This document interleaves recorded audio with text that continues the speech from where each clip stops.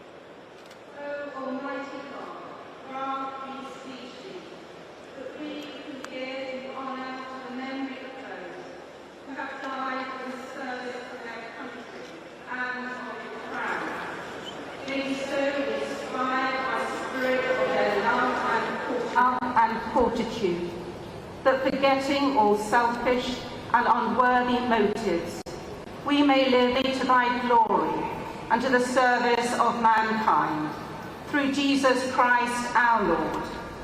Amen.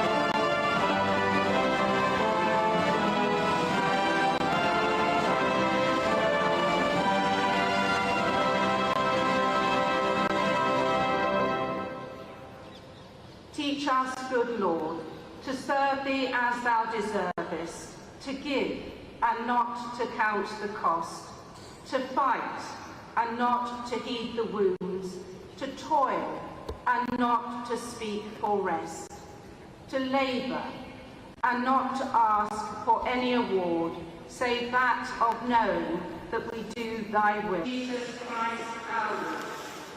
Amen. Our God, which art in heaven, our daily bread, and forgive us our trespasses, as we forgive them that trespass against us.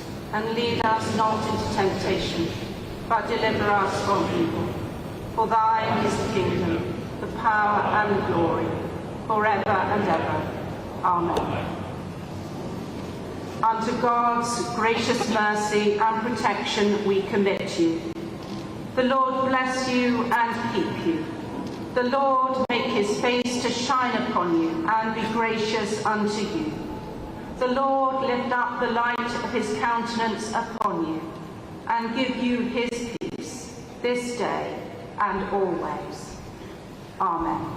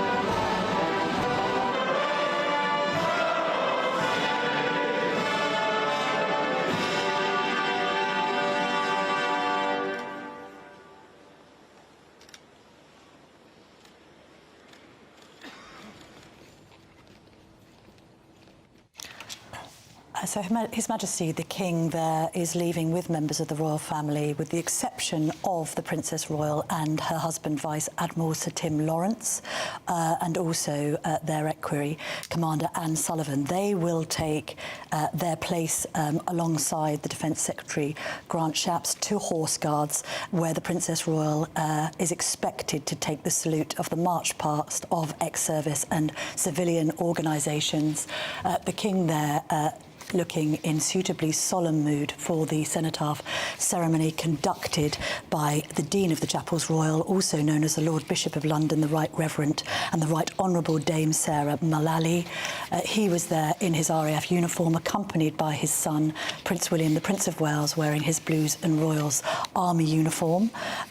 We've come to the conclusion of the official ceremony now. What will happen next is that the participants will return to the Foreign Office building, and a signal will be given to the representative of the Royal British Legion, the Royal Navy Association, the Army Benevolent Fund and the Royal Air Forces Association, as well as the Royal Commonwealth Ex-Services League, Transport for London and the Royal British Legion Scotland, to move forward now and lay their wreaths on the east side of the cenotaph. Let's briefly bring in Nick and Michael. Michael, just reflect on what we've just seen over the course of a very moving and touching 30 minutes. It's always the same. It's always immensely dignified, and yet somehow today I heard the silence more than I'd ever heard it before. When Big Ben was striking 11, the striking of that bell somehow emphasises the silence behind. And what some people were saying yesterday, Liz McConaughey was saying it earlier, our Chinook force person, our veteran, she was saying that yesterday the noise, and I think she meant it most literally and figuratively, the noise had blocked out the act of remembrance. That there wasn't the moment yesterday when everyone was talking about demonstrations to think about what it's really about, which is the loss of life and the sacrifice. And today, perhaps, we've made up for that in London and in cities across the United Kingdom, because the silence has been absolute. And in that silence, people have been able to be alone with their thoughts and recall those who made that sacrifice for us. Nicholas, Michael's right, isn't he? I mean, actually, we had that headline. We started this show with dignity and dishonour from yesterday and those scenes. Today has been a picture of dignity in the cenotaph in Whitehall, quite rightly, to remember those we've lost. Indeed, I echo completely what Michael said. Absolute silence. Our thoughts with all those who've gone before, serving military today and might be called upon to do anything in the future.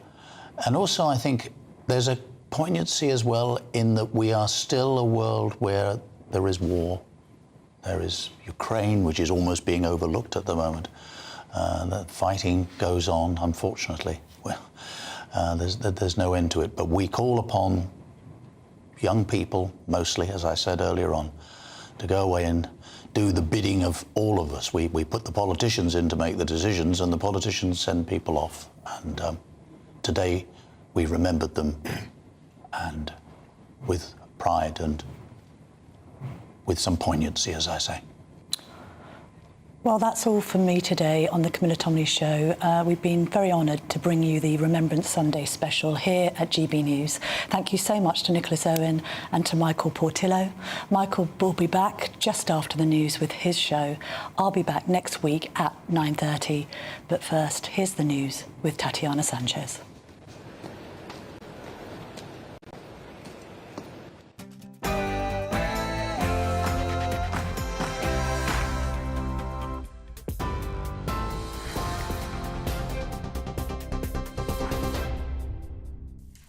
Camilla, thank you. This is the latest from the GB Newsroom.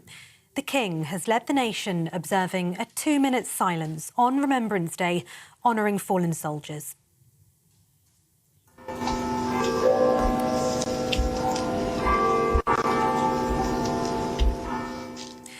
The Prince of Wales was among the senior royals to stand behind King Charles, the monarch wearing the uniform of the Marshal of the Royal Air Force.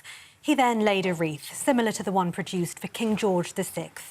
The Prime Minister, Labour leader and former Prime Ministers were also at the cenotaph in central London, joined by other senior politicians. A major policing operation remains in place following yesterday's disorder. Earlier, the Defence Secretary Grant Shapps told us today should not be about politics. The legitimate concern, the Home Secretary is perfectly within her rights to call for strict action to be taken, for the full force of the law to be used. I'm not really keen on the idea that in retrospect, whether it's the leader of the opposition or the Labour London mayor, that they then come in and try and politicise. This weekend of all weekends should not be about politics. It should be about the men and women who've given of themselves for this country. And that is what we should be talking about this weekend. Meanwhile, the Met Police says it's actively investigating possible cases of hate crime following yesterday's demonstration. Hundreds of thousands of pro-Palestinian protesters marched through central London, which led to pockets of violence. 9 officers were injured and 126 people arrested, including 92 right-wing counter-protesters. The force has also released images of individuals they're seeking who were captured carrying anti-Semitic placards. A man has been charged with the murder of a mother who was killed in front of her children in Manchester. Perseverance Nkube was found with a single stab wound to the chest in the early hours of Friday morning. She later died in hospital. 45-year-old Obert Moyo has also been charged with possession of an offensive weapon. He's due to appear in court tomorrow. The King unveiled life-sized bronze sculptures of his late parents. The tribute to the late Queen Elizabeth and Duke of Edinburgh commemorates their dedication to the Royal Albert Hall.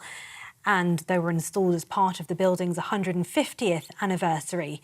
King Charles was joined by 9 other members of the royal family, including the Prince and Princess of Wales and the Duke and Duchess of Edinburgh.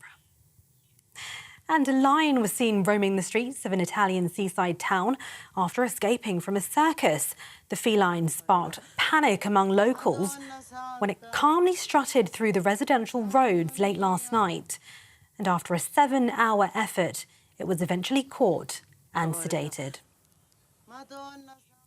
You're with GB News across the UK on TV, in your car on digital radio, and now on your smart speaker by saying play GB News. Now it's over to Michael.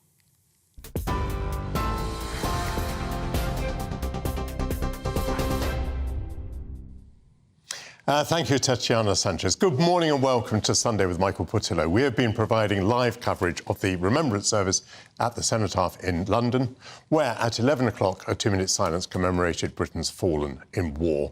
In the next 90 minutes, we will reflect on today's ceremonies and the unusual amount of controversy that preceded them. I will examine the internal politics of Israel too, after an assertion this week in a British periodical that Benjamin Netanyahu will be gone once the present war is over and that Israel will be released from his curse. I will discuss that marvellous work of art, The Toilers of Venus by Diego Velasquez, also known in this country as the Rugby Venus, which was attacked with hammers by Just Stop Oil protesters. We will hear about Sam Bankman-Fried, that master of the universe and of cryptocurrency, who now faces decades of jail, having been found guilty of one of the greatest frauds in United States history. And Stefan Kyriazis will join me to discuss the late Queen Mother and her camp followers brought to life on the London stage. Well, starting with today's service at the Cenotaph, let's hear from our correspondent Cameron Walker, who is in central London. Cameron, we were struck by the dignity, of course, as always. We were struck in a way by the silence of it all, because there was a lot of yelling in the build-up to all of this. There was a lot of yelling on the streets of London yesterday, but today the silence was absolutely deafening and eloquent.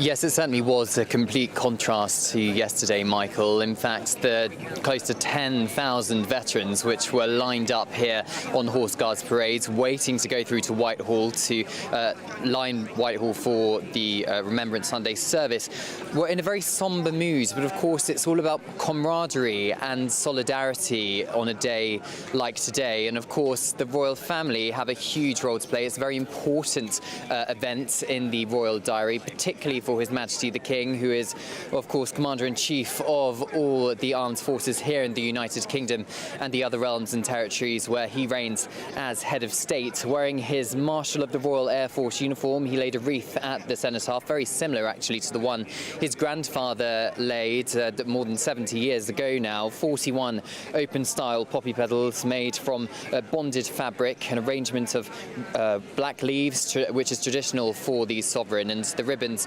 contained his racing colours too. Her Majesty the Queen's wreath was laid by her equerry as well, and the Prince of Wales also laid a wreath at the Cenotaph.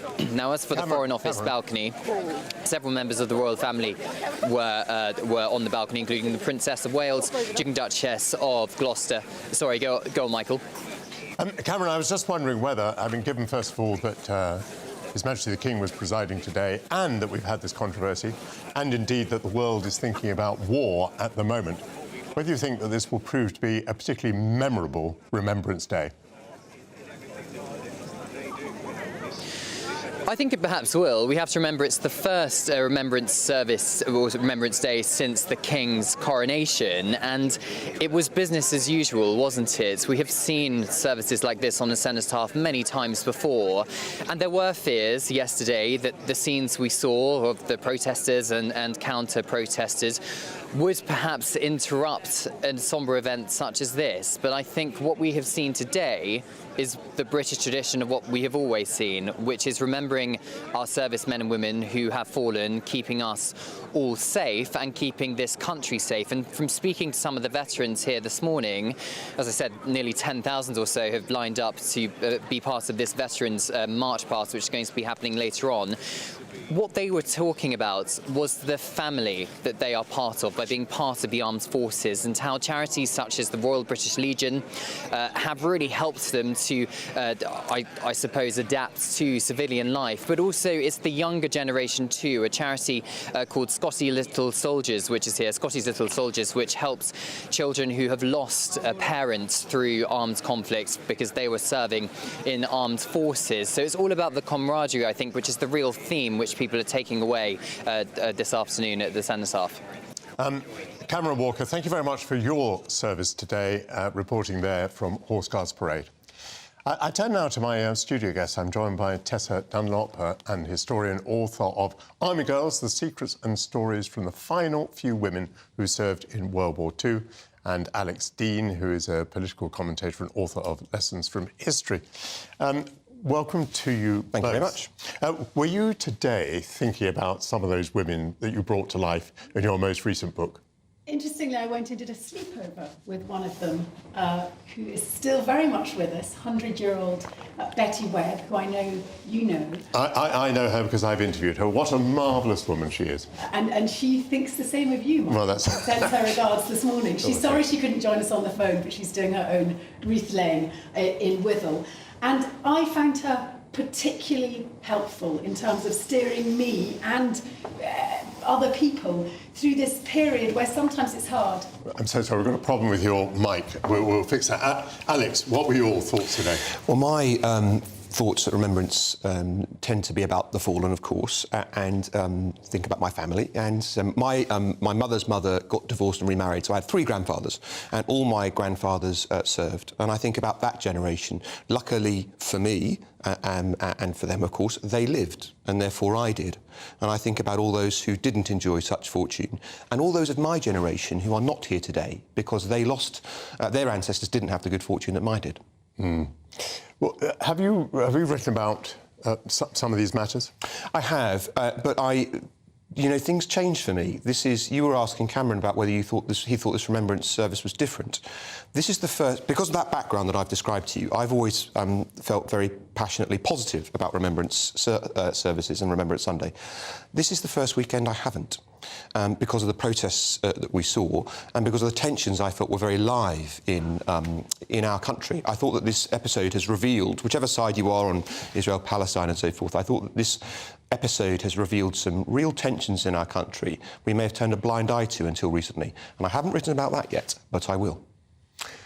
In a pessimistic way, do you feel that these are difficult to resolve, these tensions? I do feel pessimistic about it, not least because people of all backgrounds and faiths in our country have had great respect for what this Remembrance Sunday and Remembrance Day have meant. Whether you're of Sikh background, or you had connection to the Gurkhas, or your family was one of the many, many Indian families that had people who laid down their lives against the Nazis.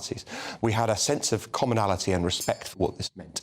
And I certainly think yesterday, the one thing I'll say in defence of the people who went on their march yesterday is it's not their fault this coinciding happened of Remembrance Day and Remembrance Sunday. They should have had the good sense to call it off. They should have had the good sense to say, we believe in peace, that's what we want, therefore we're not going to march separately today, we'll join in Remembrance Day. I think that would have been a powerful message. But the point I'm making is there was clearly a good chunk of people in this country who just didn't care that it was Remembrance Day yesterday. Tessa, I'm so sorry about what happened a moment ago. Apparently your microphone wasn't working, but it should be now. Let's start from the beginning. You were talking to Betty Webb, who is 100 years old. Yes. And you're in touch with her still. She's laying a wreath today, which is quite extraordinary. Yeah. Tell us about Betty and use that to illustrate the women that you were writing about. Well, I was interested particularly by Betty this year. She's, I think, almost as old as the Cenotaph itself. She's absolutely got her wits about her, and she says she always uses that 2-minute silence to count her blessings because she didn't lose key players of her family, either in the First World War, which she was born just after, or indeed in the Second World War when she served at Bletchley Park, and in the Pentagon, actually, later on, until the end of the Pacific War. And I then asked her about the demonstrations and what she felt about this sort of idea of contamination that I think has been very much discussed in the press. And she was a bit confused, because I think it is quite confusing working out when the demonstrations were going to be. Was it going to interrupt the spectacular and appropriate service we've just seen? And when she kind of worked it all out, the sentiment was, I'd rather it didn't happen, but there was no question that it should be banned. And I then went and joined her with one of her friends from the Bromsgrove Conservative group, 92-year-old Jill. Again, would have rathered it hadn't happened, but a ban wasn't what they were calling for. And I found that helpful, that these were people who have kind of walked the walk. One was in boarding school during the war, the other served in the war. And no, it's not for them, it's of their generation. I mean, you would be amazed if they were sort of out there, you know, waving their banners. But at the same time, they understand what Britain's there for, what the Day of Remembrance. It's not obligatory. We don't all have to wear a poppy. If we did, it would become meaningless. We don't all have to observe the silence. Tessa, let's step back one stage. Just remind us about the sort of women that you were writing about and the sort of women who would have been in your mind today. I spoke to a gentrologist, actually, because one of the criticisms, I wrote the Bletchley Girls as well, one of the criticisms by an acerbic reviewer in The Guardian was I used too many superlatives to describe the women. And I said to this gentrologist, but they are all remarkable. How can this be? It can't just be that, you know, the sort of generalisations about a generation, because humanity doesn't work like that. And he said, actually, what you're doing is you're talking to outliers who are still alive over the age of 90, 95 now, 100. He said, and to get there, with everything intact, yes, it requires great good luck, but actually it also requires extraordinary discipline. There is quite a lot of research done now about how you have to retain ambition, optimism, etc., to survive well enough to contribute to a book into extraordinary late old age. So it's not a coincidence that those outliers who I'm talking to really are remarkable. And just quickly, if we may, on today's service and the importance of the royal family, Lady Martha Bruce, who died a year ago, hugely important both during the war and then later for women in the later female service that came post World War II. She was so eloquent on the importance of the royal family, having something to look up to. The military is hierarchical by definition. You need someone at the top. And she helped me understand, I'm a bit more liberal, she helped me understand why it was so vital that we have this extraordinary apolitical symbol. Look, almost everyone out there this morning, we've just seen Rishi, Sunak, Sadiq Khan, Keir Starmer, they've all been mudslinging in the papers, but there's the king, sombre in grey, someone who genuinely in this moment this morning is apolitical. We don't know what he's thinking. Thank goodness for that. We can just respect him. OK, and let me just press you further again, just take the story back another stage. Tell us about some of the work that those women were doing. Yeah. I've got to say this, they gave birth, of course, to the baby boomers and the sort of protesters, but they were incredibly uncomplaining, these women. They were the first generation of women who, in 82 years ago, were conscripted. There was no choice. They had to serve in some form by 1941, and they did so uncomplainingly, often equivalent jobs to men, because let's not pretend all men were on the front line, invariably paid at least a third less. A question of moaning? No, not a bit of it. That would come later, incidentally, for Betty Webb. In the 60s, working for the TA, she'd be writing about equal pay. But in World War II, and do you know, we didn't have a big feminist watershed at the end of World War II. But all of those women took away this extraordinary sense of independence they had, serving for their country, away from home, from the confines of their small homes, where the patriarch at the top of the table. This was a great and unforgettable moment, although it sounds ironic because it was in war. Yes. Alex, as we return to very recent events, I think, you know, to some extent people are saying today that Suella Braverman made a bad call. She was trying to get this march banned. Turns out there wasn't very much violence on the march. What violence there was, well, it's led to more arrests on the group that are known as far right than amongst those who are advocating justice for Palestine. It looks perhaps then as though the Commissioner of the Metropolitan Police got his call right. On the other hand, it must be acknowledged that Suella Braverman had the support of opinion polls during last week when she was saying that it was inappropriate to hold this march. Can you make a political judgment as to how these players stand with the fallout? I think so. First things first, she's perfectly entitled to express her view. I thought one of the strange things that happened is, across the political spectrum, people on her own side and within the opposition were saying somehow this is something a politician shouldn't comment on. And it took not very much Kremlinology for people to dig back and find that each of the people saying this from the Labour front bench and from amongst the Tories had done the same in the past, had given their criticisms of the police, had said the police should or shouldn't do that. And specifically, this was not a policy announcement that she was breaching any kind of arrangement for, because the police has the decision about whether or not to say a march may not go ahead. Now, my view is actually different to hers. My view is that there is no reason for the march in law not to go ahead. I simply think they shouldn't have done. The fact you've got a right to do something doesn't mean you should. So that's more a matter of taste than of the law. Well, exactly. I might have the right to call you some names, but I don't. One, because I don't want to, but two, because I'm polite. I thought it was quite bad taste, but I think you may have been a bit too fair to Suella Braverman there. I mean, she is the Home Secretary, and if she has an issue with the Commissioner of the Metropolitan Police, with whom she obviously has a direct relationship, she can take that up with him. But what she did was she published in a newspaper the view that the police were biased. Now, well, I wouldn't push that too much because, of course, the binary option she's got is dismissal. And I wouldn't want to, you know, that's a well you can only go to very infrequently, and I wouldn't want her to think about dismissal of the Commissioner on grounds But are you saying then that it's a new part of our Constitution, that so that the Home Secretary doesn't find herself in a position of dismissing the Commissioner of the Metropolitan Police, what she does as an interim measure is publish an article in the Times saying that she thinks he's biased? What else are you supposed to do when your message isn't getting through and the Police and Crime Commissioner for the area concerned is Sadiq Khan, who has indicated he doesn't give a fig what the government of the day thinks. In fact, the more conflict he has with Westminster, the better.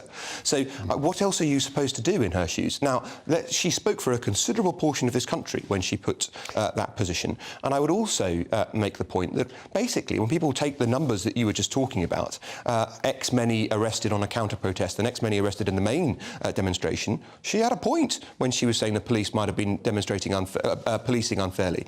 They've been sending since the march images of people dressed up in Hamas costumes and shouting not just from the river to the sea, but death to all Jews.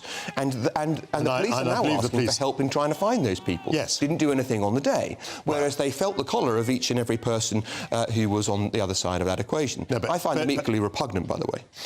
But again, one might say that you have to allow the police some operational flexibility. They may have thought that it was tactically the wrong thing to do, to storm into the middle of a crowd to arrest people, when, at their leisure, they could arrest them over the following 48 hours. We were talking about... Well, we'll see whether they do or not, whether that's going to be in the pudding, isn't it? We will. But we were talking about good taste, and I would just say, all right, the Home Secretary can publish such an article, but do you think it's actually good taste? Do you think it's part of the Home Secretary's dignity to do that? I think that there is not enough robust conservatism in modern politics, and when I see it, I welcome it. Tessa, I heard you chuntering slightly during the course of that discussion. Not distasteful. No. What was your reaction to what we were discussing there? Well, I live very near Vauxhall Bridge. It's a 15-minute cycle. So I went down on my bicycle having been to visit my World War II veterans. I thought I need to, because it's very difficult, isn't it, finding a way through the quagmire on social media and indeed in some of our newspapers. So I went with a friend who doesn't think there should be a ceasefire in Palestine. I would like a ceasefire, so I'm going to be transparent about that. And it's important to always go with your other, I think. And we went to look to see how this march, I didn't see the counter demonstrations, only the pro-Palestine march. Several things struck me, and I also talked to a lot of police on the ground, as you can imagine. I just went up and had a chat. I was struck by, and so was he, individual I went with, how enormous it was. I stood there for over 40 minutes on the southern side of Vauxhall Bridge, and it didn't stop coming past. And both he and I reiterate that he comes from a different political side, it was overwhelmingly pretty sort of low-key. I thought there'd be far more sort of rabble-rousing. I did hear chants I would consider unsavoury, especially if I was Jewish, the river to the sea. I did hear that. I'd say a 5 to 10% of individuals on that march were taking part in those sort of chants, maybe 5%.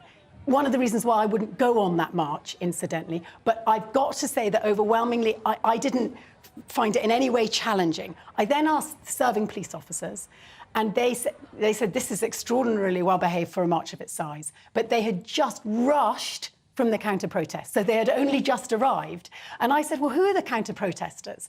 And they said, quote unquote, I'm quoting them here, football hooligans without a football match. And I said, and what were they doing? And they said, having a go at us. And I said, talk to me about where you're at with the Home Secretary, to which they just rolled their eyes. So I thought that was more diplomatic, perhaps, than some of our politicians have been from men policing. They're predominantly men I was speaking to yesterday on the ground. Funnily enough, I think I live even closer to Vauxhall Bridge Road than you do. And I need to, you won't be surprised to know that on a Saturday I need to go and see my tailor. Yes, naturally. And my tailor is going to be very good today, Michael. My tailor is the other side of Vauxhall Bridge Road. So I went down there, and of course, there were, as you say, 300,000 people walking past. But, and I was quite surprised at this, I was able simply to cross the road in between them, obviously dodging them as they came through.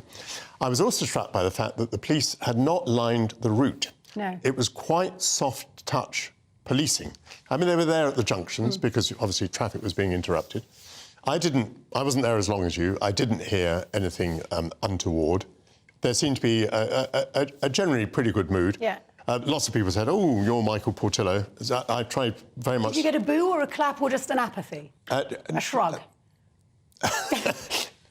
They simply pronounced my name. But what I wanted to make clear was I wasn't on the march. I was walking the opposite direction. But did you feel it should have been held? I don't think the two events were mutually exclusive. Remembrance is very important. But I think over the last 100 years, and Betty pointed this out to me, the nature of war has changed. We talk about the fallen, where we sent troops into battle. Indeed, some of our men we know and women died in Iraq, and which 20 years ago this year, and in Afghanistan. But actually, so much of war is now conducted remotely that I think we also have to turn our attention to collateral damage. I hate that expression. Civilians, deaths, women, children. And I was struck by the numbers on that march yesterday who were women and children. There was a lot of children on the march. And I think we can hold both the fallen in our memories, and we can also recognise that today too many civilians are dying, not just in Gaza. Alex, do you think that in the end, the splendid remembrance service that we saw today in Whitehall in a way has wiped the slate clean, that actually this was a memorable, perhaps unusually memorable act of remembrance today? I do feel that, but as I said to you, it's the first time I've approached or come up away from Remembrance Sunday with less than a wholly positive feeling and spirit about things and how it went. But I remind myself that up and down this country, in towns and villages, in their hundreds of thousands, people turned out in their quiet, traditional way to stand respectfully at memorial services and before their own cenotaphs and before their own village memorials, very often with 2 or 3 or 4 family names on it, with multiple members in that place where the best of us went out to fight for great reason. And I remind myself that even if there was trouble this weekend, it was the minority and not representative. Thank you very much to my panel, Tessa Dunlop and Alex Dean, for joining me. I'll be back in just a few minutes for the afternoon section of Sunday with Michael Portillo. I'll be speaking to a former trustee of the National Gallery about the Rukwi Venus, which for the second time in its long life was attacked by activists, this time from Just Stop Oil. So I hope to see you back here at noon.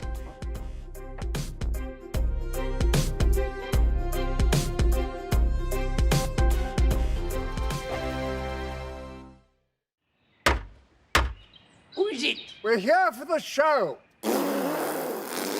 Welcome to the Dinosaur Hour with me, John Cleese. I was married to a therapist. And you survived? I thought we were getting Hugh Laurie. Second best. You interviewed Saddam Hussein. What's that like? I was terrified. I'm playing strip poker with you three. Oh! No, thank you. My CDs need to be put in alphabetical order. Are you going to be problematic again? The Dinosaur Hour. Sundays at 9 on GB News. What you get for breakfast is something that, if we do our jobs right, you will wake up to news that you didn't know the night before. It's a conversation. It's not just me and Eamon. We want to get to know you, and we want you to get to know us. From 6, it's Breakfast with Eamon and Isabel. Monday to Thursdays on GB News, Britain's news channel. People in Britain, they love free speech, but they also love fair play. I don't care if I'm speaking somebody from a trade union, from the Labour Party, somebody from the SNP. And I think the viewers like to see that actually we can challenge one another, but in a positive way. We think we ask the questions that people want to ask, and often we ask the questions that we wanted to ask in Parliament but never got the chance to ask. So join us every Saturday, 10 a.m. till noon on GB News, Britain's news channel. Nightmare commute. Kick it up a gear with me, Patrick Christie's, at drive time, 3 till 6 p.m, Monday to Friday on GB News Radio. You can listen online and on DAB+, on the smart speaker app and on the GB News app. And if you've got an Alexa, all you have to say is, Alexa, play GB News. We're also on TuneIn and the Radio Player apps. From the school run to rush hour, get revved up with me, Patrick Christie's, on GB News and GB News Radio. Tired of the usual focus-tested, pre-prepared Westminster runaround? Well, so am I. So you want higher taxes? Is your department to blame for this? Are you rethinking this policy? Every Sunday at 9:30, I'll be sitting down with those in power to get the truth about the issues affecting you. Let's be honest, we've known about the cost pressures of this project for years, not months. That's the Camilla Tominey Show, a politics show with personality. On GB News, the People's Channel, Britain's news channel. In the GB Newsroom, we bring you the news as it happens. With our team of dedicated journalists across the UK, we're ready to give you accurate reporting every day. When the news breaks, we'll be there with bulletins on GB News, the People's Channel, Britain's news channel. When the news happens, it happens here. And really important breaking news. Breaking news this morning. On TV, radio and online, the news starts here on Britain's Newsroom. All the biggest stories and the answers that you need from across the UK and beyond. Join Britain's Newsroom from 9:30 on GB News. The People's Channel, Britain's news channel. GB News, unlike other broadcasters, isn't obsessed with the London-Westminster bubble. We think there's a nation beyond the M25, and that's why we talk about the issues that matter across the land. Join me on State of the Nation, 8 to 9 o'clock, Monday to Thursday, on GB News. Daisy's listening, and you should too.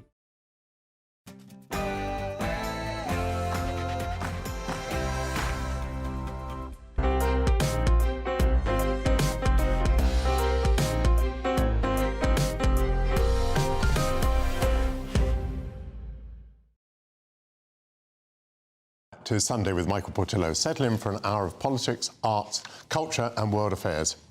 GB News has been covering the Remembrance Day events from the Cenotaph in central London, where a 2-minute silence was observed at 11 o'clock for Britain's war dead. I'll catch up with our correspondent, Cameron Walker, who's been in central London talking to veterans. After that, I'll be speaking to 3 highly informed Israeli political observers about whether there is a future for the country's Prime Minister, Benjamin Netanyahu, after the war in Gaza is over. The country is substantially united in its commitment to destroy Hamas after the terrible events of the 7th of October, but there are divisions over the controversial Netanyahu, his pre-war policies, Israel's preparedness for the attack, and his conduct since it occurred. After that, Stefan Kyriazis will be joining me in the studio to review the West End's latest offerings, including Backstairs Billy, a comedy about the Queen Mother's camp courtier. It's now just over a week since Sam Bankman-Fried, the cryptocurrency billionaire, was convicted of multiple counts of fraud in one of the biggest financial scandals so far this century. We have been speaking to an unlikely journalist who managed to gain unparalleled access and hours of interviews with the fallen mogul to ask what she made of the man. Just Stop Oil activists escalated their protests this week, attacking one of the National Gallery's most treasured paintings with hammers. The Rugby Venus is a glorious work by one of the world's greatest painters, Diego Velasquez. My father drew great comfort from visiting the painting during his long years of exile from Spain. It's the second time that the picture has been targeted by activists. Art historian and former trustee of the National Gallery, Professor David Erkstein, will join me to discuss its significance. Before all of that, here's a news update with Tatiana Sanchez.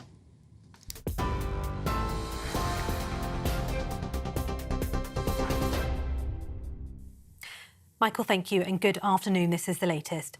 The King has led the nation observing a 2-minute silence on Remembrance Day, honouring fallen soldiers.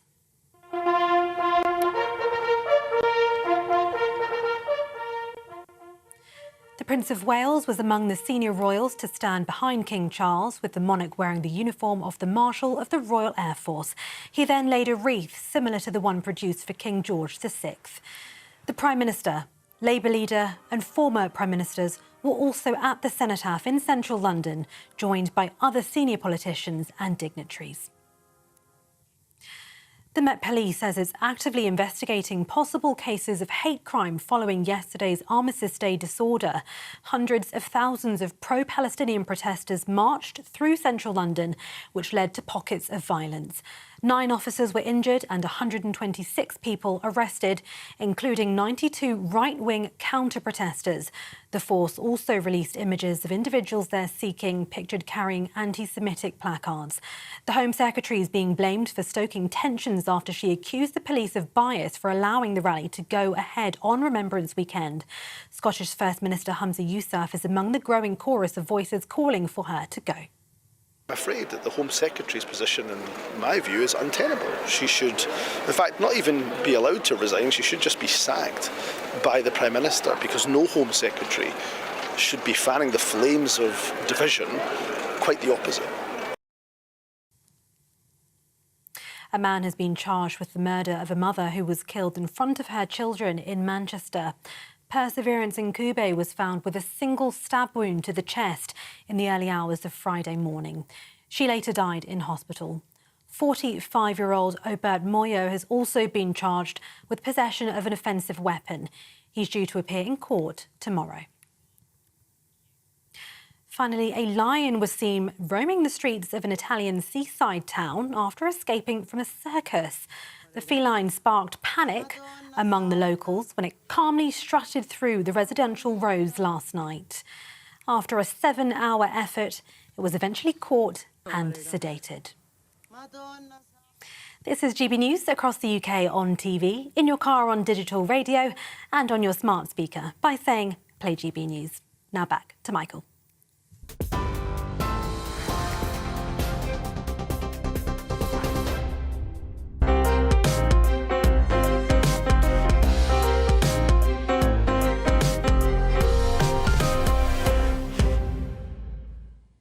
Thank you, Tatiana Sanchez. His Majesty the King, members of the royal family, the Prime Minister and political party leaders have laid their wreaths at the cenotaph this morning as part of the Remembrance Sunday commemoration to recall Britain's fallen. Let's cross live now to Cameron Walker. Cameron, you've been working very hard today.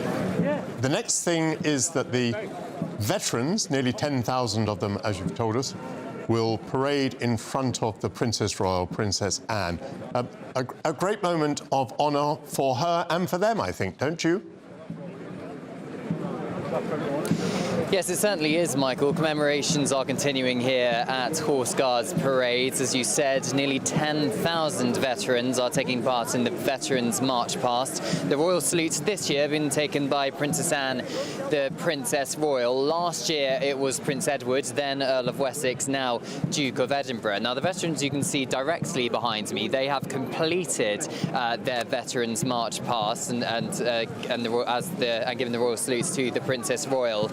You may be able to hear the military band in the background as those veterans continue to march past the Princess Royal, but she has quite recently this week taken over from her cousin, the Duke of Kent, as president of the Commonwealth War Graves Commission. Now that is an organisation which looks after war graves all over the world, so a particularly important role for her and His Majesty the King, Princess Anne's brother.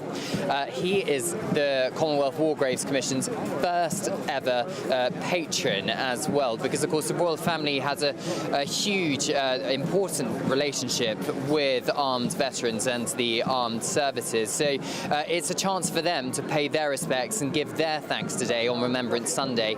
And speaking to veterans earlier, Michael, as I was speaking to you a little bit earlier on, they see it as a family of veterans and a family of those military personnel who have served in the armed forces. They really help each other out, and particularly with charities such as the Royal British Legion, helping with that transition from military life to civilian life. It has really helped some of the veterans who I have spoken to here today, and in fact, for the first time ever this year, individual veterans, if they so wish, can take part in this march past at the Cenotaph and Horse Guards Parade. Usually they would have had to have been part of some sort of organisation or a veterans regiment, but for the first time ever, individuals can take part, and we have seen a few of them out here today. Cameron, I'm so pleased that you have mentioned the Commonwealth War Graves Commission. The Defence Secretary is ex officio the chairman, so I was in my day ex officio the chairman, and it led me to visit a number of sites. Obviously only a small minority, because there are actually 23,000 such sites around the world. They are beautifully kept. It is a very important duty that they perform. They provide not only remembrance for those who fell, but also a facility, as it were, for their relations, for their children, for their grandchildren to go and visit. And those people who do visit will be gratified because they're kept in absolutely superb condition. And I was just thinking I might make a kind of suggestion while we're on air. Of course, many of these are quite close at hand. They're in northern France, they're in Italy, and so on. And so actually, when people are on their holidays in France or in Italy, it might be worth thinking about making a detour to visit some of these Commonwealth war graves. What do you think?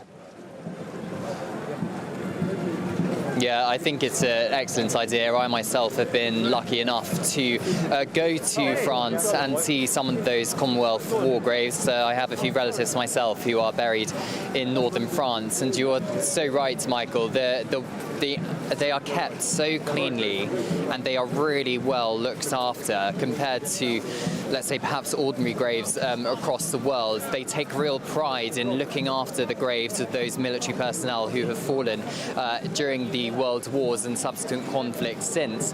And it is a chance for families to remember their loved ones who did fall during those wars, and it's also a chance to teach the next generation about those historical conflicts which have shaped the world we live in today, and particularly when school groups go to northern France or Belgium or that part of the world, particularly remembering the First World Wars and Second World Wars, it takes the history out of the textbook and really perhaps helps them to think about what happened in real life and the sacrifices they made, which I suppose what Remembrance Sunday is all about.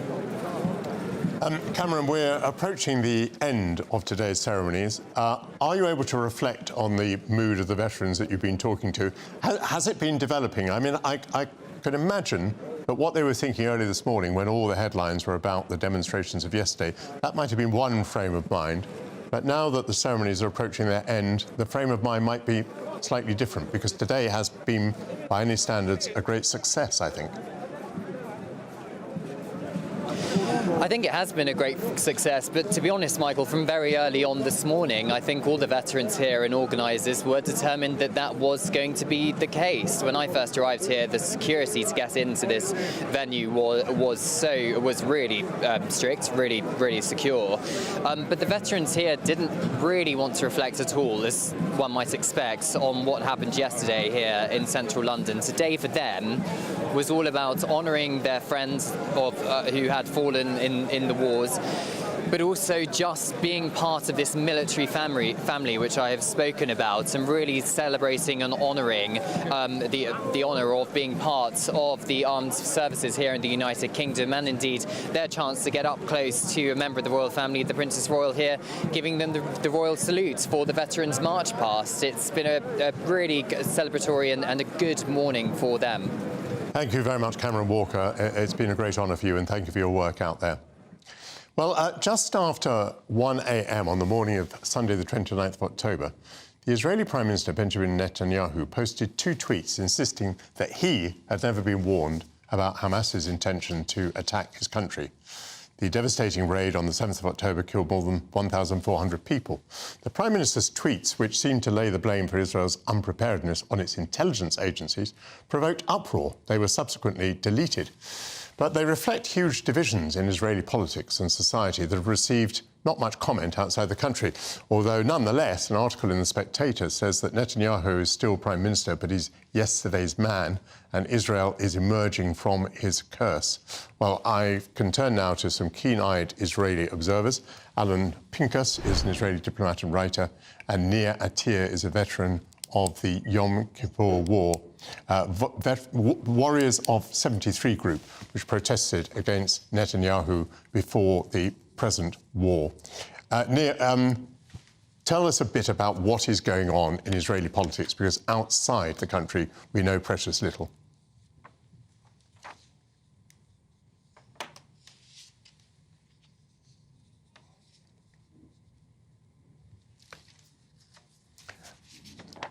Alan, I think we might have to turn to you, Alan. Can I put the same question to you? Would you like to brief us on what's going on in Israeli politics, in your view? Yes, absolutely. But I would be remiss, Michael, if I didn't mention that there are 5 beautifully kept, as you said, British military cemeteries inside Israel, one of which I visited by sheer coincidence 2 weeks ago. So that goes to your previous and important segment. Look, you began, Michael, by quoting the 2 tweets. I think they reflect the indecency and lack of integrity that Mr. Netanyahu has. And the public resentment over that not only did not subside, but I think it's gathering steam. You need to remember, I mean, viewers and listeners need to remember, that Mr. Netanyahu is carrying resentment and opposition from the 9 months in which he tried to install a anti-democratic constitutional coup that brought hundreds of thousands to the streets. All this movement will now morph into his management, preparedness, lack of, unwillingness to take responsibility, refusal to be held accountable, and worst of all, the worst sin of all, blame the military, blame the intelligence, blame the Mossad, blame the Shabak, or the General Security Services, both respectively the MI6 and MI5 counterparts. And so I think that we could talk about the machinations, if you wish, in a moment. I think he will not survive this political crisis, and it could get nasty, brutish, and short. Tell me a little bit about how Israel is reacting now. Presumably there is, as it were, a political truce, because you have to get through this war in Gaza. Yeah. So presumably whatever people are feeling about Netanyahu, at least there is unity around the need to destroy Hamas. Would that be right? That would be absolutely right and precise, Michael. But with one caveat. Once the war began, there were calls for Mr. Netanyahu to resign. And you know, an analogy was made to Neville Chamberlain in 1940 after the war in Norway. That Neville, imagine people said that Neville Chamberlain would have refused to resign and said, well, you know, an investigation or an inquiry commission would look into this in a few years, and then we'll draw our conclusions.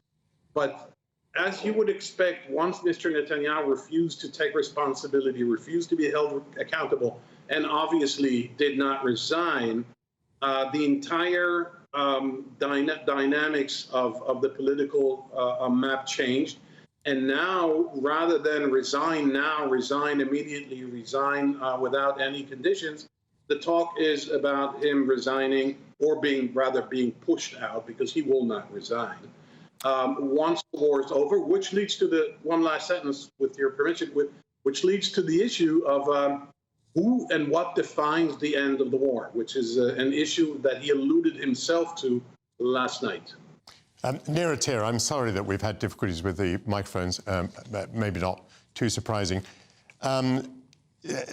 This extraordinary thing where the Prime Minister seemed to lay the blame on the intelligence services, I mean, more or less without precedent, deeply demoralising, that perhaps is something that Netanyahu cannot recover from. What do you think? First of all, I'm not a political man.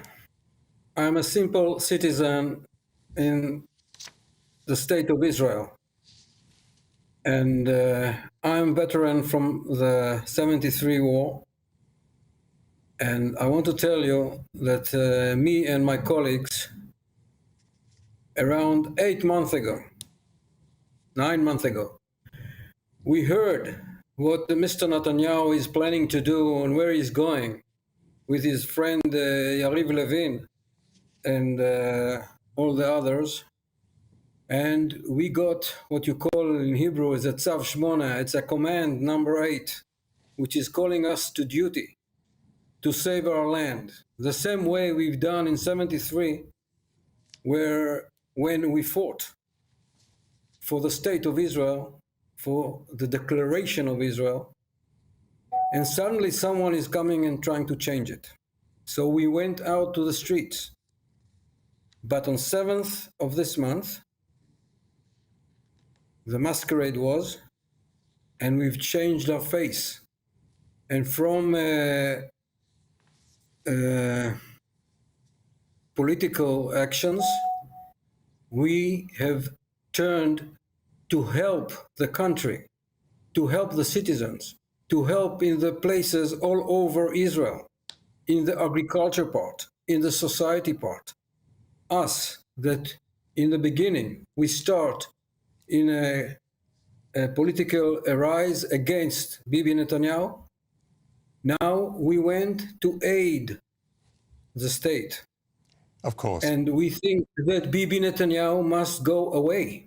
He cannot, and as Inka said before, excuse me, but he said before, he doesn't take the blame. He doesn't take the responsibility. And for God's sake, everything is under his command. Everything is under his command. Yes, the intelligence failed. Yes, the army has failed. Yes, Shabak has failed, whatever. But he is the first in command. And a first in command should take responsibility and should be taking the blame. And I don't see him carrying on. And we just know one thing for sure. And I'm telling you it now, loud and clear. As we say, in the 6th hour after the war, in the 6th in the afternoon after the war, we will flood the streets. We will flood the streets, and we will call Netanyahu and his ministers or whatever sitting around him, go away. And just one thing, I'm finishing now. 2 days or 3 days ago, I was in my unit, in my 73 commanders, fighters, warriors. I went and took place in the ceremony in the Knesset, towards the Knesset, of all the families of the people that got injured and have been kidnapped. And I said one main thing. Bibi Netanyahu, you tried to separate us. You tried to separate our nation. You tried to separate our citizens. But when the war came, we gathered together to one feast, and we are fighting and helping one another as a nation. That is very eloquent What we have to do is now go home. Just go home. Let us recover. Thank you. That is very, very eloquent. Carrie Keller-Lynn is a political correspondent at the Times of Israel. Carrie, welcome. I suppose one defence of Netanyahu might be the following, that it is the political system in Israel that means that he leads a coalition in which there are some extreme elements included. You can't blame Netanyahu for the fact that he's had to make a government in which the tail wags the dog. That is always the case in Israeli politics.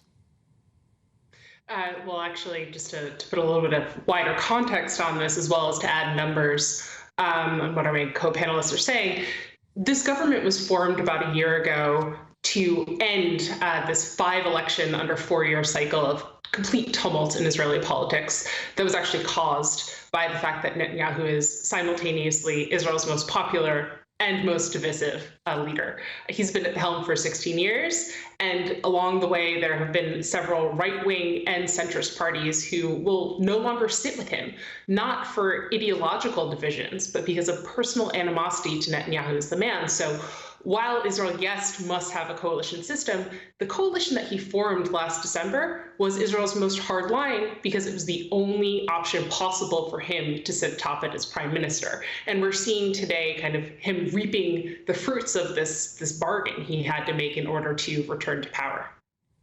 That is most interesting. Do you too think that his days are numbered, that he cannot survive beyond the end of the war?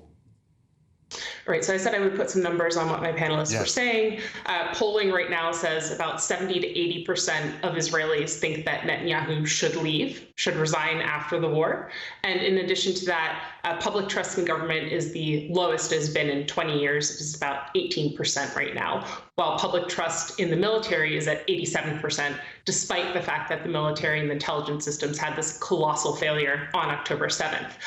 Then again, the first rule in Israeli politics is to never discount Netanyahu. It will totally depend on how this war progresses, whether Israel does hit its targets of uprooting Hamas and returning all of the 240 hostages currently held by Hamas in the Gaza Strip. And I think that those two objectives and how well the government hits them would really determine Netanyahu's political future. It is extraordinary, the political system, Carrie, under which you labour. I mean, you sounded as though you had some sympathy. You were saying this was the only coalition that could rule. I mean, what the Israeli people have done is again and again to re-elect Netanyahu in the sense that he leads the party which has more votes than any other single party, but they never give him enough votes actually to govern on his own. Is there any thought in Israel that this system will ever be changed? I mean, the heart of the problem is a proportional representation system which rewards even the tiniest parties proportionately. Well, Israel, like many other Western-style democracies, has an internal debate about how to change its election laws, how to change its fundamental architecture, but again, runs into the problem of the people who must do that changing are those who, by virtue of sitting in the legislature, have benefited in some way from the system. There's also been no real exigent push to make it happen. And I just want to maybe refine your comment. It's not that I necessarily sympathize with Netanyahu. Netanyahu made a very deliberate decision. In fact, he, we would say in Israel, koshered these two far-right parties and created a political marriage of convenience between them in order to guarantee that they hit the required electoral threshold to make it into the Knesset because he knew he needed them in order to form a government. And in fact, because of this alliance that they planned before Israelis went to the polls, they very narrowly formed a coalition of 64 of 120 seats in the Knesset, which is done by a majority, so you need 61. So I would say that this was done actually very deliberately. In terms of electoral reform, there's no concrete plan on the table, although the question does come up periodically. Well, do you know, I feel really educated by this discussion because we don't hear much about this in the United Kingdom. I think not much is heard about this outside of Israel. And I really want to thank the three of you for joining us on GB News. Alan Pinkers, Carrie Keller-Lynn and Nir Atir. Someone has slipped surreptitiously into the studio beside me. Hello. And slipping surreptitiously is quite a good metaphor, actually, because we're going to be talking about royal butlers. And what royal butlers have to do is they just have to appear at exactly the moment you want them, as you have done in the studio. Why are we discussing royal butlers? Because there's a wonderful new play called Backstairs Billy, which is based on William Talon, who was the Queen Mother's page of the presence and then steward of the house. He worked with her for about 50 years. So he started applying to the royal family at age 12, got the job at 15, and then within a couple of years was assigned to her household. And he always wanted to work for her as well, even once she became the Queen Mother. So he and her at Clarence House were a bit of a power couple, and a lot of the apocryphal stories of parties and craziness, he's at the root of a lot of those. I think he said once his job was to keep her smiling, and she famously said that it's no good trying to get him to stop pouring drinks, he'll just pour them through your fingers. So there's a new play, Marcelo dos Santos. The wonderful Penelope Wilton is playing the Queen Mum. And she's channeling, she's not impersonating. And we have Luke Evans, Hollywood actor, as Billy Talon. We also have corgis. So as the play opens, corgis run across the stage. We all go, ah. Then there's this glorious choreographed moment where 6 huge vases of flowers are rearranged and rearranged until Billy gets it just so. And it's a very effective way of setting the tone. And we're soothed, we ease into it. This is, do you remember To the Manor Born? Of course. It's like that with a bit of Downton Abbey and a little dash of Noel Coward. It's fun and frothy. But wait a minute, it's not nearly as good as Noel Coward, is it? I mean, I've heard people say that, indeed, Penelope Wilton is absolutely marvellous, but they think it's a bit of an empty shell, this play. Did you feel it was a bit of an empty shell? It's a little bit of a fondant fancy, and lovely and bright and colourful on the outside. It makes you smile all the way through. The setup is 1979, so we've had the Winter of Discontent, terrible strikes, there are race riots happening, fascist movements, Margaret Thatcher is on the horizon. So the play it says in its blurb, that it's a clash of 2 worlds colliding. This is pretty much one world, and when it tries to lurch a little bit into social issues, we get a sort of a black interloper, and he wants to talk about the race riots to the Queen Mother. It loses its balance. It's not very sure-footed when it tries to do that. And there's a huge setup with, how should we say this, a very phallic-shaped sculpture. And it's a classic sitcom setup. So you know, you all groan because you know what's coming. But it sort of fumbles the landing because it's trying to bring in the social issues as well. So go in, have a stiff gin, maybe take your corgi with you, and it's fun.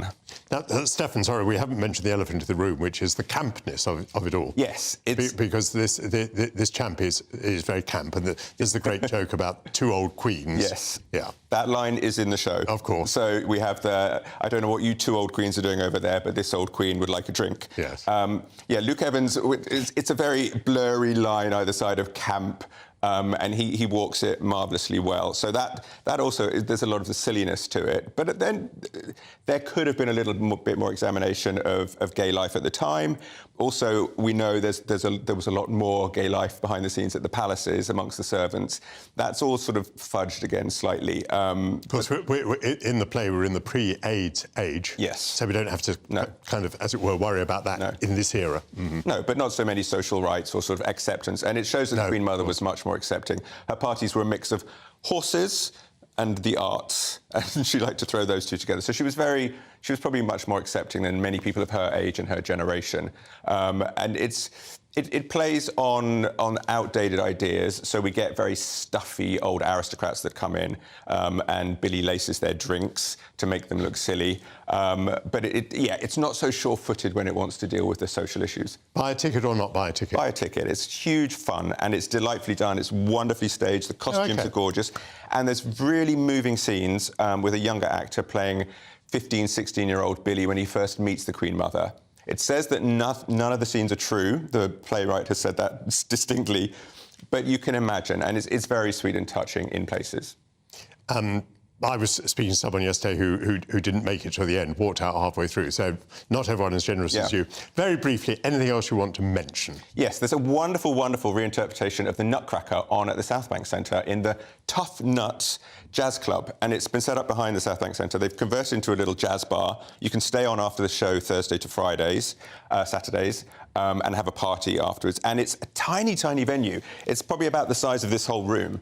And we're crammed right in there, and 6 dancers, right as close as you are to me. I'd love to see you do a little twirl. You would not. I would not. But they're right there, and there's nowhere to escape. And it's a wonderful reinvention for our age. It's normally very Edwardian and grand, like the Queen Mother, the Nutcracker.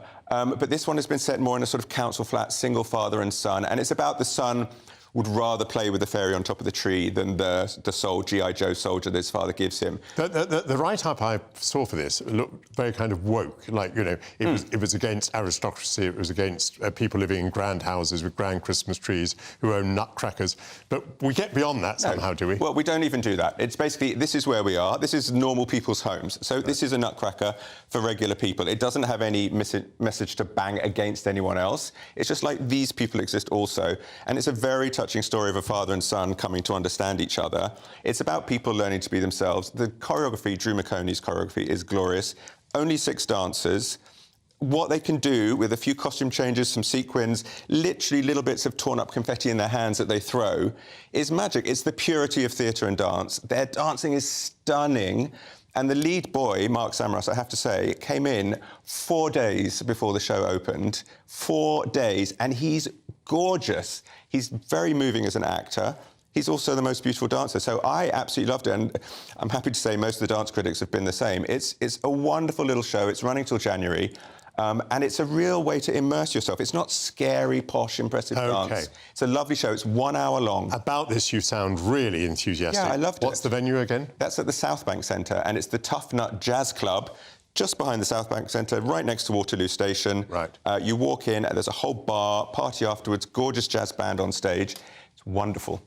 Oh, thank you so much, Stefan Kyriazis. Well, in a few minutes, we'll hear from the unlikely cryptocurrency investigator who spent hours interviewing the fallen billionaire Sam Bankman-Fried, who's been convicted in one of the biggest financial fraud trials in history. Before that, here are the news headlines with Tatiana Sanchez.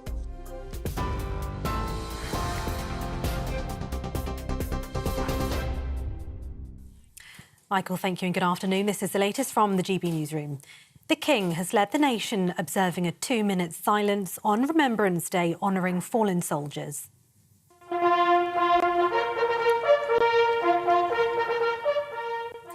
The Prince of Wales was among the senior royals to stand behind King Charles, with the monarch wearing the uniform of the Marshal of the Royal Air Force. He then laid a wreath similar to the one produced for King George VI. The Prime Minister, Labour leader and former Prime Ministers were also at the cenotaph in central London, joined by other senior politicians and dignitaries. The Met Police says it's actively investigating possible cases of hate crime following yesterday's Armistice Day disorder. Hundreds of thousands of pro-Palestinian protesters marched through central London, which led to pockets of violence. The Home Secretary is being blamed for stoking tensions after she accused the police of bias for allowing the rally to go ahead on Remembrance weekend. Scottish First Minister Humza Yousaf is among the growing chorus of voices calling for Suella Braverman to go. I'm afraid that the Home Secretary's position, in my view, is untenable. She should, in fact, not even be allowed to resign. She should just be sacked by the Prime Minister, because no Home Secretary should be fanning the flames of division. Quite the opposite. A man has been charged with the murder of Perseverance Nkube, who was killed in front of her children in Manchester. She was found with a single stab wound to the chest in the early hours of Friday morning. She later died in hospital. 45-year-old Obert Moyo is due in court tomorrow. For more on all of those stories, you can visit our website, gbnews.com. Now back to Michael.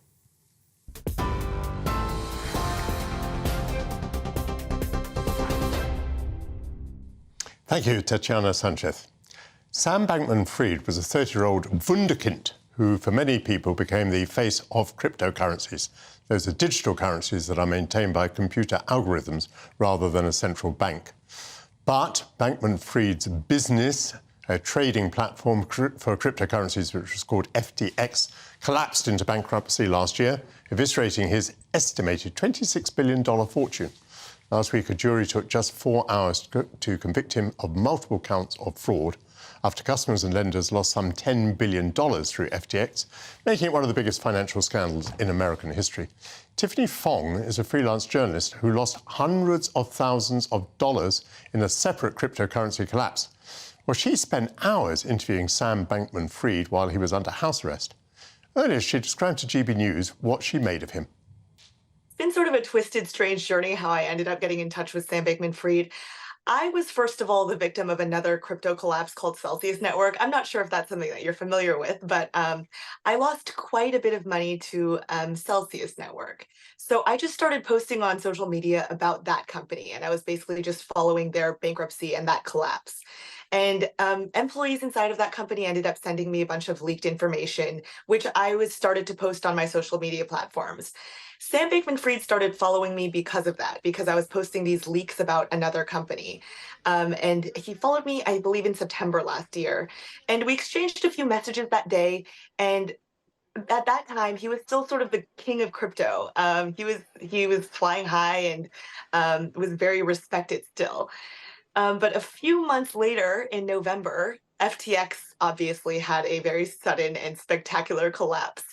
And since Sam and I had been in touch and our DMs were basically open, I just figured I would message him and ask him, hey, would you be willing to chat with me? Tell me your side of the story.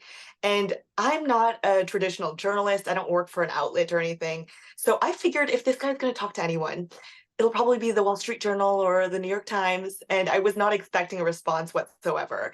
But a couple of days later, he messaged me back with his phone number and said he'd be happy to chat. And we hopped on the phone that day. And that turned into a series of interviews, sort of ongoing interviews. I had 2 phone calls with him.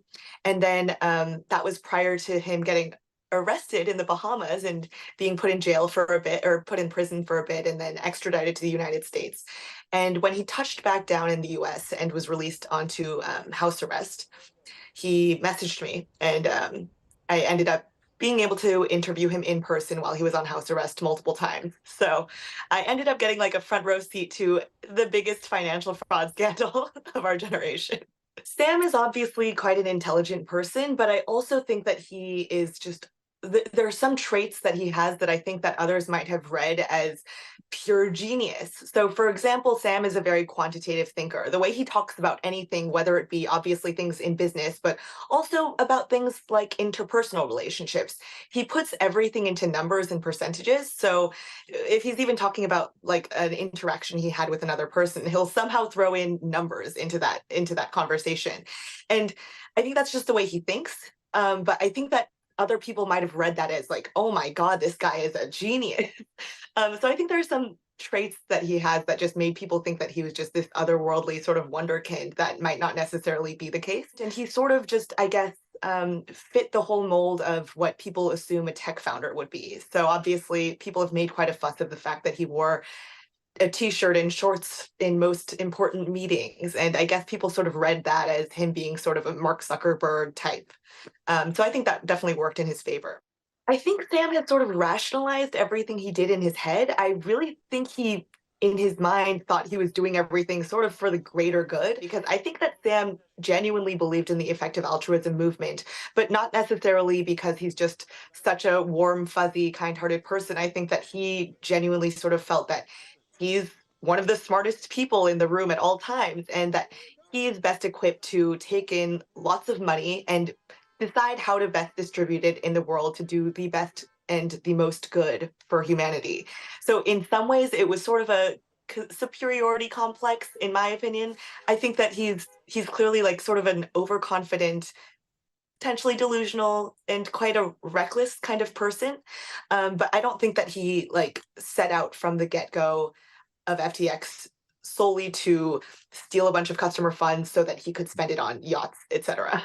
Ultimately, down the road, I would love to chat with Sam again. I mean, I think I did get to know him really well over house arrest, and you have that many conversations with someone at such great length. And I, as much as it might irk people for me to say this, I do see him as a human being. Like, I went into our initial conversations with an open mind, because at that point, none of the evidence had been presented against him. All of that happened during his trial. So all of our meetings occurred before that. So I was open to hearing his side of the story. And I do see him as a human being, even though obviously he did ultimately commit a lot of fraud. Indeed, he did. I found that very interesting. That was Tiffany Fong talking about the convicted crypto billionaire Sam Bankman-Fried. We're going to take a break now. We'll be back with you in a moment.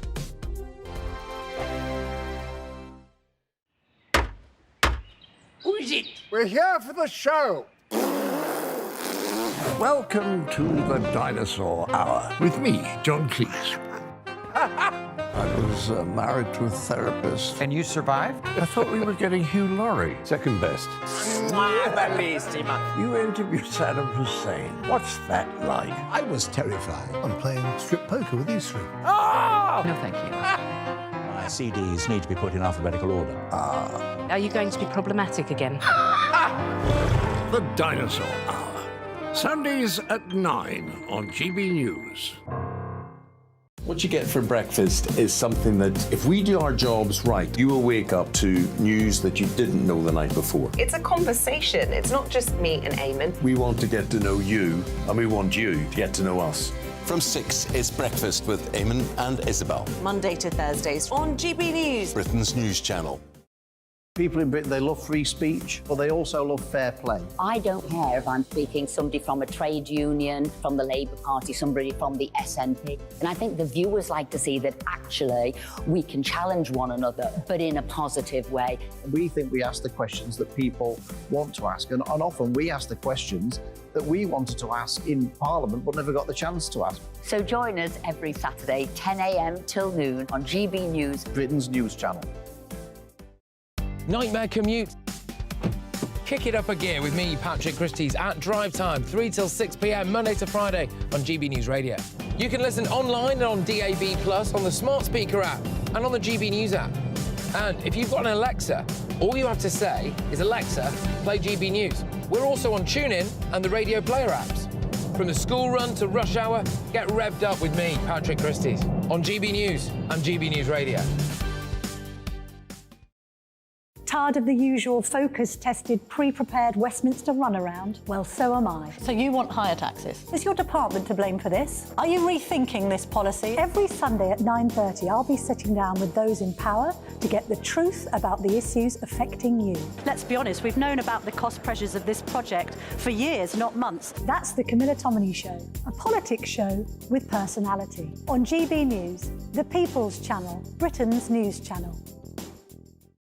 In the GB Newsroom, we bring you the news as it happens. With our team of dedicated journalists across the UK, we're ready to give you accurate reporting every day. When the news breaks, we'll be there with bulletins on GB News, the People's Channel, Britain's news channel. When the news happens, it happens here. And really important breaking news. Breaking news this morning. On TV, radio and online, the news starts here on Britain's Newsroom. All the biggest stories and the answers that you need from across the UK and beyond. Join Britain's Newsroom from 9:30 on GB News. The People's Channel, Britain's news channel.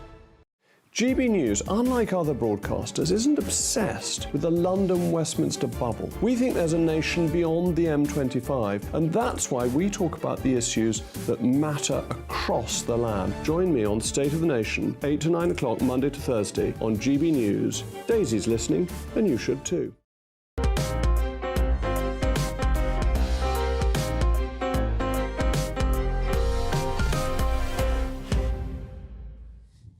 Welcome back to Sunday with Michael Portillo. The Toilet of Venus, commonly known in Britain as the Rokeby Venus or even the Rokeby Venus, is a masterpiece by the 17th century Spanish court painter Diego Velasquez.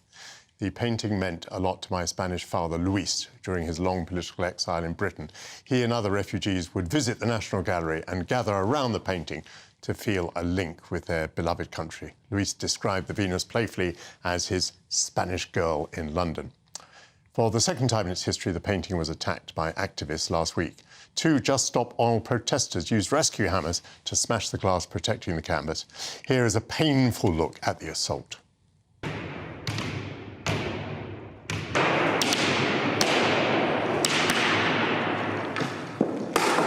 Women did not get the vote by voting. It is time for deeds and not words. It is time to just stop oil. Politics is failing us. Politics failed women in 1914. Painful indeed. The painting is thought to have sustained some damage, although less than during the first attack, which was more than a century ago, when a suffragette slashed the canvas with a meat cleaver. To discuss the Rokeby Venus's fraught history, I'm joined by David, ex-surgeon, Professor of Art History at the University of Leicester and a former trustee of the National Gallery where the painting hangs. Gosh, David, welcome, first of all. You must have found that painful to watch as well, that appalling vandalism of a piece of art. But can you help us to understand, let's be frank, the greatness of Velasquez? Well, Velasquez is a very, very extraordinary artist because he's not really like anybody else. And part of it, I think, especially for us now, is that there's a kind of immediacy and directness and humanity about his art that means that although 3 centuries divide us and more, getting on for 4 at this point, it's as if it were yesterday. So this man was born and painted in Sevilla in southern Spain, but he moves to Madrid. He becomes heavily influenced by Italian painting of the period. He visits Italy. He becomes the court painter to Spain, and he produces, as you say, this exceptional greatness. Yes, that's right. I mean, he's somebody who's on his own in certain respects, but like most artists of that kind of period, he's very aware of people who've come before him. And in the specific case of this Venus, you can think of people like Titian and indeed Rubens, who are great masters of the female nude, and therefore people he's going to have looked at intensely. But Velasquez didn't paint one nude after another. I think this is the only nude by Velasquez, isn't it? It's the only surviving nude, absolutely. The archival records indicate 3 others, apparently, because there are a couple, I think, in his post-mortem inventory.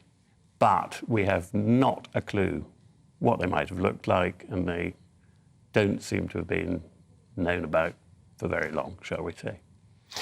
At one point, they brought together the Toilet of Venus with La Maja Desnuda, the naked woman by Goya, and the clothed woman by Goya. So this is the same woman. She appears in the same posture, in the same pose, clothed and unclothed, and that was exhibited with this Toilet of Venus. That must have been a remarkable moment. That was in London, wasn't it? That's an incredible thought that you get all 3 for the price of 1, so to speak. And Goya was unquestionably very aware of this painting. Because the other thing to say is that in Spain, in the 17th century, all sorts of people were very suspicious of the nude and didn't want people to paint the nude. It wasn't, so to speak, forbidden, but it was an extreme rarity. The royal family were allowed to look at nudes, but they would have been nudes of an earlier period, not of this period. And there aren't so many Velasquez paintings. You've alluded to the fact that we may have lost some along the way. Some may have been destroyed. We don't have very many in Britain.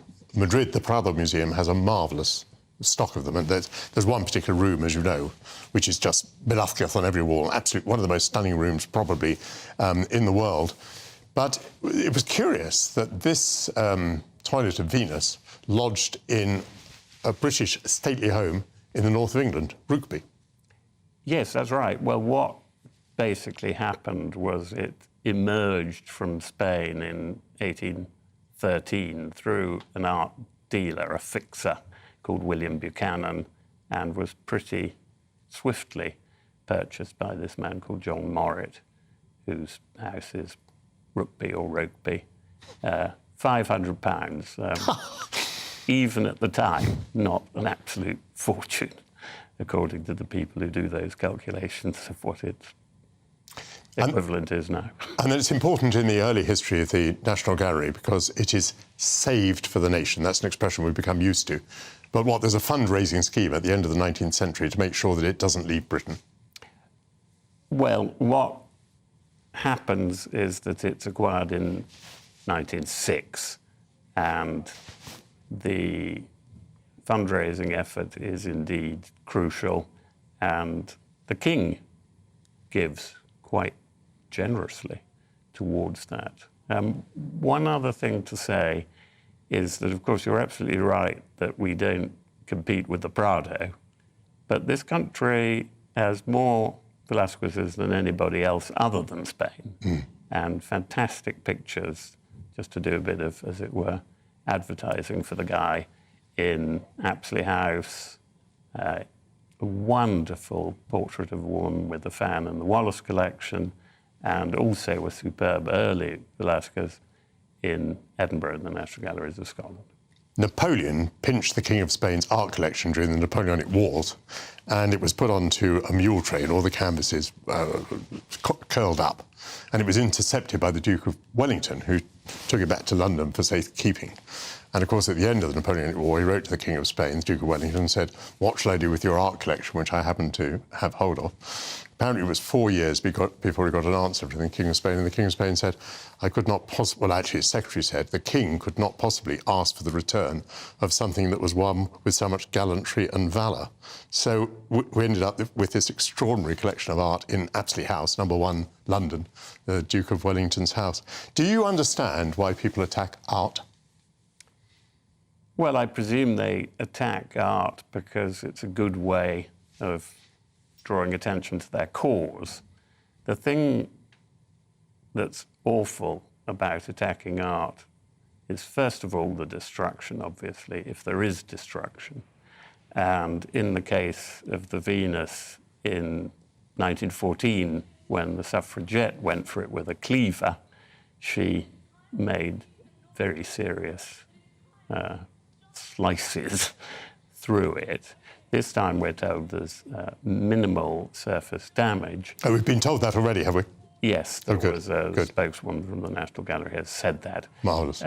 But I presume that the intention was not to cause any damage at all, since one of the statements was, if you love art, if you love life, if you love your family, just stop oil. So they didn't, I guess, realise they might cause any damage, but I can't see how you can be sure that you won't, and that's of great concern. The other thing I would say is that after this sort of episode, what always happens is that everybody becomes super protective. Exactly. And that will not help the cause at all, because it doesn't help them and it doesn't help us. I will savour all the occasions that I stood absolutely next to that painting without any restriction, because it will never return to that.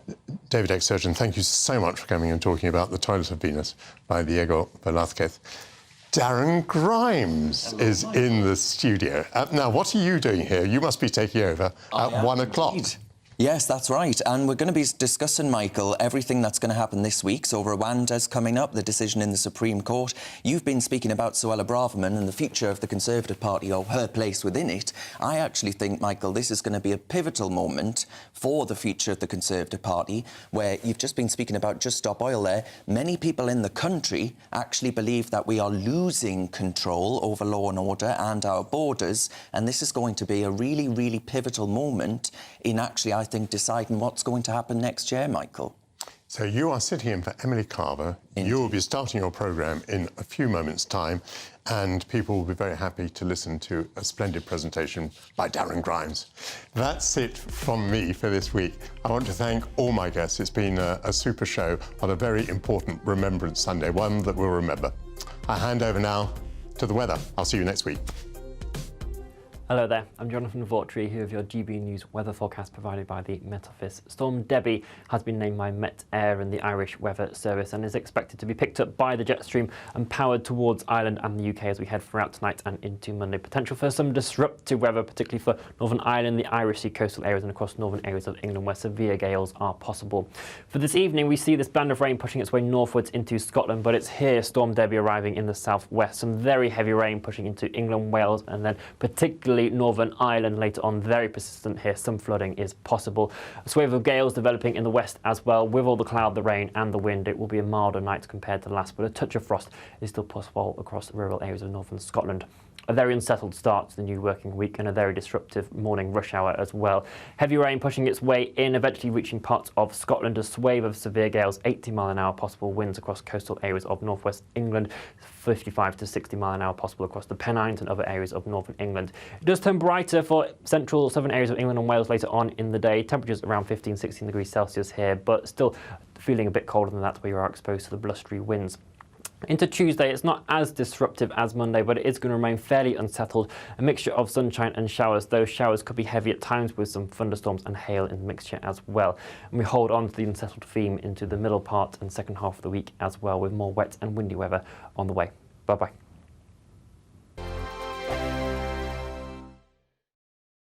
I think the most exciting bit for me is talking to people. People who I think are ignored often by the major news channels. We're going to give news they want to hear. There's a voice there that needs to be heard. I think there's a chance here for a diversity of opinion to be expressed, which you don't find elsewhere. It's really exciting. We don't hold back. We're free to say how decisions that are taken here affect us all around the country. Only on GB News, the People's Channel, Britain's news channel. There's only 3 people you can trust in life. Your doctor, your lawyer, and your nana. I'm not sure. So join me, Nana Aquare, at 3 p.m. every Saturday and Sunday, where we discuss the biggest topics of the weekend. Be ready for battle. Could you be quiet? What is this? It's my new teeth. It's your new teeth. I don't bite. Well, not without a good reason. Always honest, always fun. Every weekend at 3 p.m. on GB News, the People's Channel, Britain's news channel.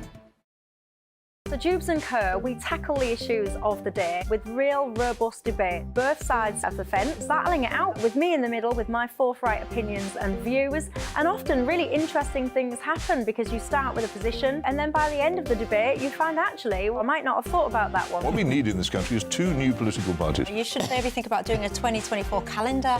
I'm Michelle Dewberry and I'm keeping you company right through until 7 o'clock this evening. GB News, the People's Channel, Britain's watching. Join us every night on GB News at 11 p.m. for Headliners, which is